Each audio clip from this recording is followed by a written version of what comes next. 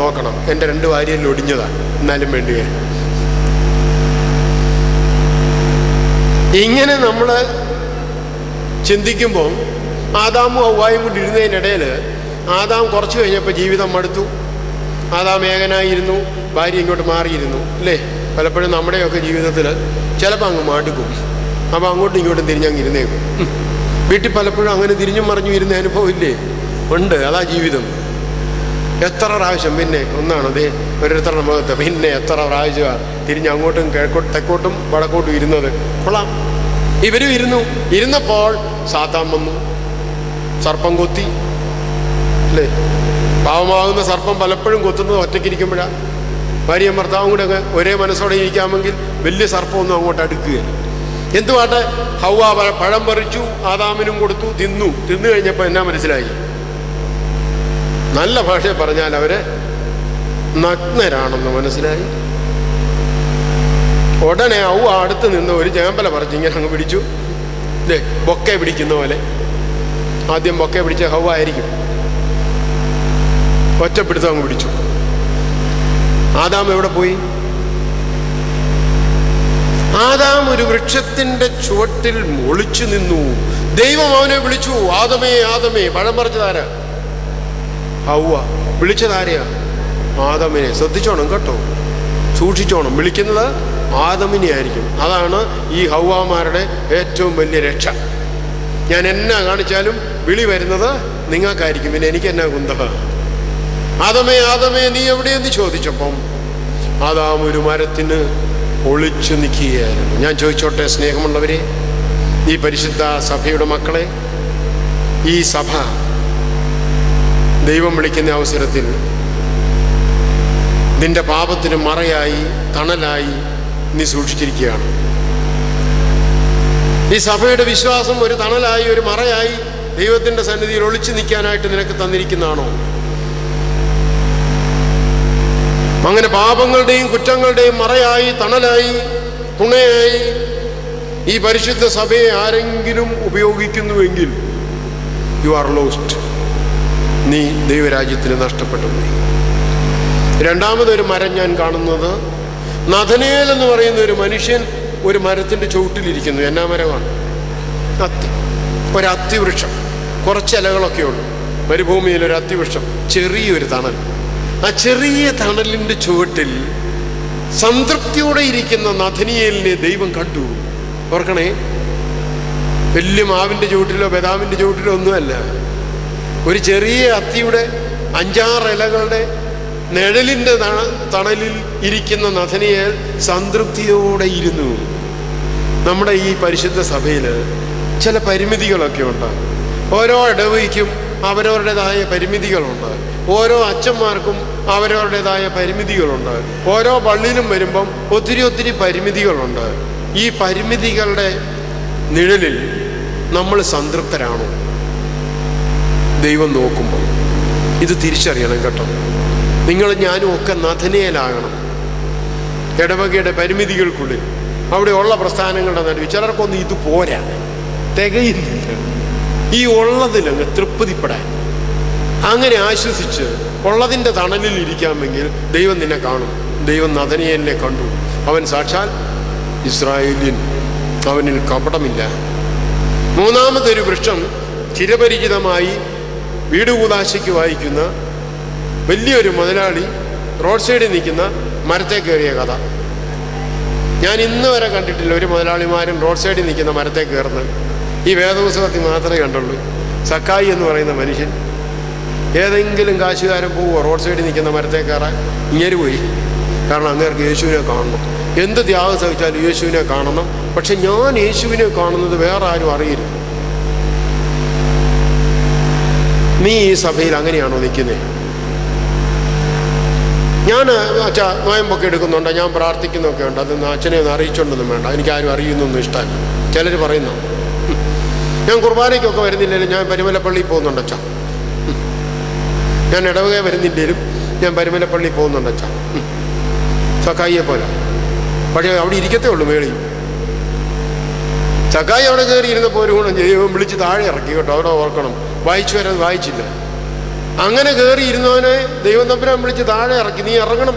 നീ ഇരുന്ന പോലെ അങ്ങനെ കയറി ഇരുന്നാൽ പോരാ. നീ ഇറങ്ങണം. എവിടെ ഇറങ്ങണം? സമൂഹത്തിൻ്റെ മധ്യേ ഇറങ്ങണം.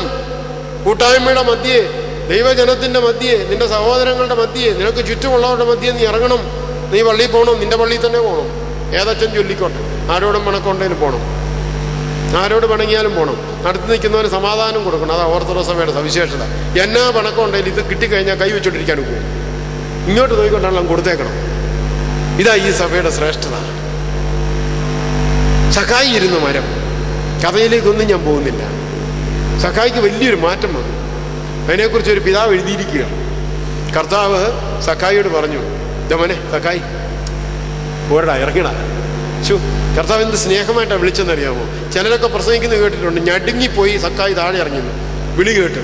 ചിലപ്പോൾ നമ്മൾ പിള്ളേരെ വിളിക്കുന്ന പോലെ പിള്ളേർ ഞടുങ്ങിപ്പോലേ, അതുപോലെ വിളിച്ചെന്ന് എനിക്ക് തോന്നുന്നില്ല. ഞാൻ കാണുന്ന കർത്താവ് എന്ന് പറഞ്ഞാൽ സ്നേഹമുള്ള കർത്താവാണ്. അതിൻ്റെ ചുവട്ടി വന്ന് മേളിലോട്ട് നോക്കിച്ച് മതി. ഡാ എന്തുവാടാ കാടോ, എന്ത് സ്നേഹമായിട്ടാണ് വിളിച്ചെന്നറിയാമോ? മോനെ സഖായി ഡാ ഇറങ്ങിയോടാ, ഇങ്ങോട്ട് ഇറങ്ങണ. ഓ, അറിയാതെ താഴെ വന്നു. അത്ര സ്നേഹമായ വിളിയാ അല്ലേ?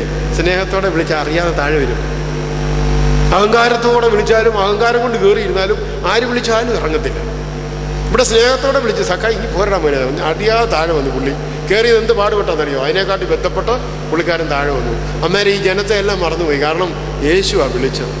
യേശു വിളിച്ചപ്പോൾ താഴോട്ട് ഇറങ്ങി വന്നു. വന്നപ്പോൾ ഒരു കാര്യവും കൂടെ പറഞ്ഞു, നിനക്ക് ഭാര്യയും മക്കളും ഒക്കെ ഇല്ലേ? ഉണ്ട്. പിന്നെ നീ തന്നെ എന്തിനാ മരത്തെ കയറിയ? അവർക്കെന്നെ കാണണ്ടേ? എന്നെ അവർക്കൂടെ കാണിച്ചു കൊടുക്കണ്ടേ? നിനക്കൊരു വീടില്ലേ? ആ വീട് എന്നെ കാണണ്ടേ? നിന്റെ വീട് എനിക്ക് കാണണ്ടേ? നീ തന്നെ ഇങ്ങനെ സ്വർഗത്തിൽ പോകാൻ വേദോത്സവം എടുത്തോടെ നടന്നാൽ മതിയോ? പോരാ, ഇറങ്ങടാ താഴെ, ഇറങ്ങടാ താഴെ. ഇറക്കി ഞാൻ നിന്റെ വീട്ടിലോട്ട് വരുക. ആ എന്നാ ചെയ്യാനാ? വാ. വിളിച്ചോണ്ട് പോയി. ഭാര്യയും കണ്ടു, മക്കളെയും കണ്ടു, സന്തോഷമായി. അങ്ങനെ അവർ ഒരുമിച്ച് നിൽക്കുന്ന കുടുംബത്തെ കണ്ടപ്പോൾ 2 or 3 പേർ എൻ്റെ നാമത്തിൽ എവിടെ കൂടി വന്നാലും അവരുടെ മധ്യേ ഞാനുണ്ട് എന്നുള്ള വാക്ക് അവിടെ വെച്ചാണോ പറഞ്ഞതെന്ന് എനിക്ക് സംശയമുണ്ട്. എന്തായാലും അവിടെ വെച്ച് പറഞ്ഞത് നമ്മളൊക്കെ തപ്പി നടക്കുന്ന ഒരു കാര്യമാണ്. ഇവനും അബ്രഹാമിൻ്റെ പുത്രനാവുകൊണ്ട് ഇന്ന് ഈ വീടിന് രക്ഷയുണ്ടായി. രക്ഷയായി. വേദോത്സവം കൊണ്ട് നടക്കുന്ന നിനക്ക് മാത്രമല്ല, നിന്റെ വീടിനും വേണം. വീടിന് രക്ഷ വരണമെങ്കിൽ ഇവൻ ആരുടെ മോനാകണം? യാക്കോബിൻ്റെ മകൻ, റാഹേലിൻ്റെ മകൻ, അബ്രഹാമിൻ്റെ മകൻ, ഇസഹാക്കിൻ്റെ മകൻ അല്ലേ? പിന്നെ അബ്രഹാമിൻ്റെ മകനാകൊണ്ട് ഇന്ന് ഈ വീടിന് രക്ഷയുണ്ടായി. രക്ഷയുടെ അനുഭവം ജീവിതത്തിൽ വരണമെങ്കിൽ അബ്രഹാമിൻ്റെ മകനായി സ്വന്തം കുടുംബത്തിൽ സ്വന്തത്തിലുള്ള പ്രിയപ്പെട്ടവരോട് ചേർന്ന് നിൽക്കണം എന്ന് യേശുക്രിസ്തു പഠിപ്പിക്കുകയാണ്. സ്നേഹമുള്ളവരെ, എന്തോ ഒരു വലിയ മഹത്വമാണ് സഖായിക്ക് ലഭിച്ചത്. ഇന്ന് ഈ മധ്യാഹ്നത്തെ ദൈവം നിങ്ങളെ വിളിക്കുക. നിങ്ങൾ പരിമലെ വന്നു, എൻ്റെ ശബ്ദം കേട്ട് അത് മതിയോ? ഞാൻ നിങ്ങളുടെ കൂടെ വരട്ടെ. അവിടം വരെ, നിങ്ങളുടെ വീട്ടിൽ വരെ. അവിടെ നോയമ്പുണ്ടോ നോക്കട്ടെ, അവിടെ നോയമ്പ് അനുഷ്ഠിക്കുന്നുണ്ടോ നോക്കട്ടെ. നിങ്ങളുടെ ഉച്ചഭക്ഷണം എന്നാന്ന് ഞാനൊന്ന് നോക്കട്ടെ. നിങ്ങളുടെ മക്കൾ എവിടെയാന്ന് ഞാനൊന്ന് കണ്ടോട്ടെ. നിങ്ങൾ കുടുംബമായി നോയമ്പ് അനുഷ്ഠിക്കുന്നുണ്ടോ എന്ന് ഞാനൊന്ന് നോക്കട്ടെ. ഞാൻ വന്ന് അവിടെ നിങ്ങളോടുള്ളപ്പോൾ നിങ്ങൾ വൈകിട്ട് നമസ്കരിക്കുമെന്ന് ഞാനൊന്ന് നോക്കട്ടെ. അതോ നിങ്ങൾ എന്നെ കണ്ടതുകൊണ്ട് ഇന്നും കടന്നുറങ്ങുമോ? ഞാനൊന്ന് വരട്ടെ നിങ്ങളുടെ വീട്ടിൽ. കർത്താവ് ചോദിക്കുക. ദൈവത്തിനൊരു പദ്ധതിയുണ്ട് സ്നേഹമുള്ളവരെ, എന്നെ നിങ്ങളെയും കുറിച്ച്. ഈ മധ്യാഹ്നത്തിൽ അവൻ ചോദിക്കുക, എൻ്റെ പദ്ധതിയോട് ചേർന്ന് നീ നിൽക്കാമെങ്കിൽ നിന്നെ ഞാൻ ആ പദ്ധതിയിൽ എത്തിച്ചോളാം. ഭയപ്പെടേണ്ട, ഞാൻ നിന്നോട് കൂടെ ഉണ്ട്. ഭ്രമിച്ചു നോക്കേണ്ട, ഞാൻ നിന്റെ ദൈവമാവുന്നു, ഞാൻ നിന്റെ ശക്തി. ഇവിടെ വിശ്വാസത്തിൻ്റെ ഒരു തൈ നടണം. ഇപ്പോൾ എല്ലായിടത്തും ഗ്രീൻ ക്ലബിൻ്റെ കാലമാണ്, ഹരിത വിപ്ലവത്തിൻ്റെ കാലമാണ്.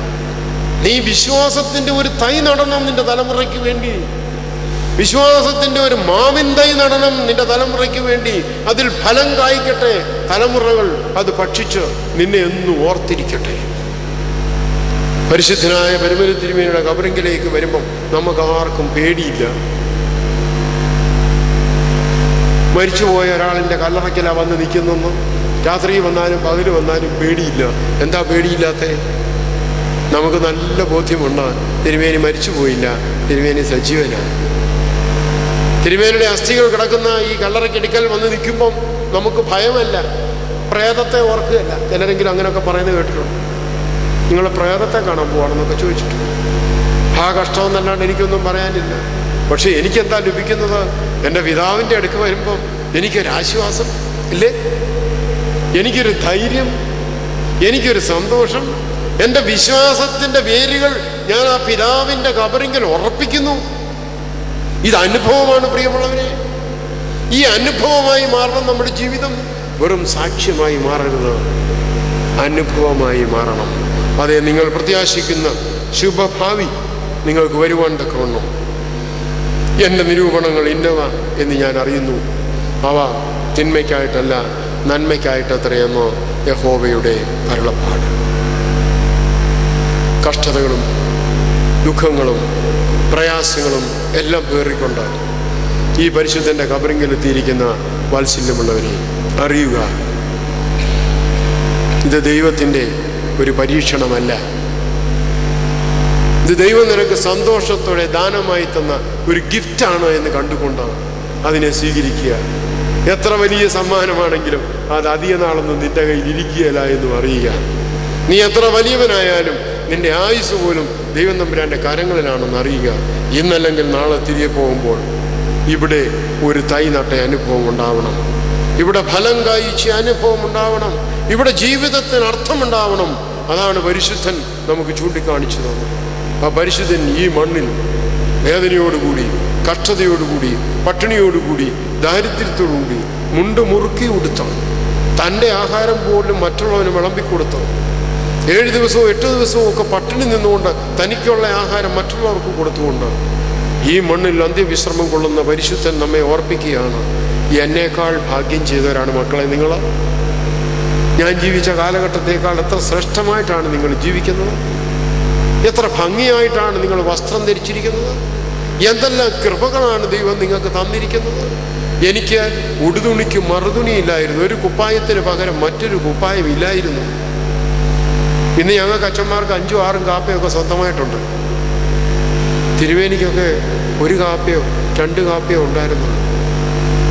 പുറത്ത് നോക്കണം, ഒരു കുപ്പായം ഇട്ടിരിക്കുന്നെങ്കിൽ ഒന്ന് കഴുകി ഉണങ്ങാൻ ഇട്ടിരിക്കുന്നു. അല്ലെങ്കിൽ ചിലപ്പോൾ ഒന്നുകൊണ്ട് മാത്രം, ഒരു കറുത്ത കുപ്പായം കൊണ്ട് മാത്രം ജീവിച്ച തിരുമേനിമാരെ കുറിച്ചൊക്കെ കേട്ടിട്ടുണ്ട്. ആ കാലത്താണോ നമ്മൾ? ആ കാലത്തല്ല നമ്മൾ. വലിയ കൃപ ഒരുക്കി തന്നിരിക്കുന്ന ദൈവത്തിൻ്റെ നന്മകളെ തിരിച്ചറിഞ്ഞുകൊണ്ട് ദൈവത്തിൻ്റെ പദ്ധതിയുടെ മണിനാദം എന്നെ നിങ്ങളെ വിളിച്ചടുപ്പിച്ചിരിക്കുകയാണോ ശ്രേഷ്ഠമായ പദവിയിലേക്ക്. എനിക്ക് നിന്നെ ആവശ്യമുണ്ട്. ഞാൻ ആവശ്യിക്കുന്ന സ്ഥലത്തേക്ക് നിന്നെ ഉയർത്തുവാൻ തക്കവണ്ണം നിന്നെക്കുറിച്ചുള്ള എൻ്റെ പദ്ധതികൾ തിന്മയ്ക്കായിട്ടല്ല നന്മയ്ക്കായിട്ടത്രേ എന്ന് യഹോവയുടെ അരുളപ്പാട്. അതെ, നീ അടുത്തു ചെല്ലുക, നിന്റെ പ്രാർത്ഥനയുടെ സ്വരം അവൻ കേൾക്കും. നീ പൂർണ്ണ ഹൃദയത്തോടെ അവനെ അന്വേഷിക്കുക, നീ അവനെ കണ്ടെത്തും. അതായിരിക്കട്ടെ ഇന്ന് നമുക്ക് ലഭിച്ചിരിക്കുന്ന സന്ദേശം. അതെ കർത്താവേ, സൃഷ്ടാവേ, മണ്ണുകൊണ്ട് നിന്റെ കൈകളാൽ നീ എന്നെ സൃഷ്ടിച്ചു എന്ന് ഞാൻ അറിയുന്നു. അതിനേക്കാൾ വലിയ സ്നേഹമില്ല. ഈ ഭൂമിയിൽ നീ എന്നെ സൃഷ്ടിച്ച് കൽപ്പിച്ചാക്കിയിരിക്കുന്ന വലിയ സ്നേഹത്തെ ഞാൻ തിരിച്ചറിയുന്നു. ദാനമായി എനിക്ക് ലഭിച്ച സ്നേഹത്തെ ദാനമായി ഞാൻ വാരിക്കോരി കൊടുക്കും. ഒരു നഷ്ടവും എനിക്കുണ്ടാവില്ല. ദൈവം തന്ന സ്നേഹം എത്രമാത്രം വാരിക്കോരി കൊടുക്കാൻ ഒക്കുന്നുവോ അത്രമാത്രം വർദ്ധിച്ചു വരും. ആ ദൈവിക സ്നേഹത്തെ നിറയുവാൻ ദൈവത്തിൻ്റെ പരിശുദ്ധാത്മാവ് നമുക്ക് സംഗതിയാക്കട്ടെ എന്ന് പ്രാർത്ഥിക്കുകയാണ്. ഞാൻ ജോൺ പോൾ അച്ഛൻ, ചെങ്ങന്നൂർ ഭദ്രാസനത്തിൽ പ്രവർത്തിച്ചു വരുന്നു. കോട്ടയം ഭദ്രാസനത്തിലെ മുണ്ടക്കയമാണ് എൻ്റെ സ്വദേശം. ഇപ്പോൾ ചെങ്ങന്നൂർ ഭദ്രാസനത്തിൽ ഉള്ളന്നൂർ സെൻറ്റ് മേരീസ് ഓർത്തഡോക്സ് വലിയ പള്ളിയുടെ വികാരിയായി കുളനടയിൽ താമസിച്ച് സേവനമനുഷ്ഠിച്ചു വരുന്നു. 3 മക്കളാണ് എനിക്കുള്ളത്, 2 പെൺകുഞ്ഞുങ്ങൾ.